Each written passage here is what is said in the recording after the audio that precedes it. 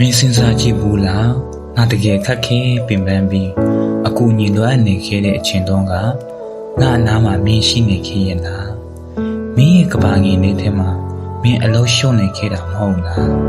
ငါဘလောက်တောင်အထီးကျန်ပြီးလမ်းပြခဲ့ရတယ်ဆိုတာမင်းတီကိုတီးရလားဆိုပြီးတစုံတယောက်ကိုမေခွန်းထုတ်ပူပါတလားဟုတ်ပါတယ်တင်လိုအပ်နေတဲ့အချိန်တိုင်းသူမင်းအနားမှာမရှိနိုင်ပေးတယ်လို့သူလိုအပ်နေတဲ့အချိန်တိုင်းမှာလည်းသူ့အနားမှာတင်မရှိပေးနိုင်ခြင်းကိုဆိုတကတက်ပိုင်ခွင့်မရှိပါဘူး။ဘာကြောင့်လဲဆိုရင်အားလုံးဟာကိုယ်စီရုန်းကန်နေရလို့ဖြစ်ပါတယ်။ဒါပေမဲ့လည်းတင့်ဘဝရဲ့အနေအမြင့်အတက်အကျဘလို့အခြေအနေမဆိုတင့်အနားမှာအမြဲတမ်း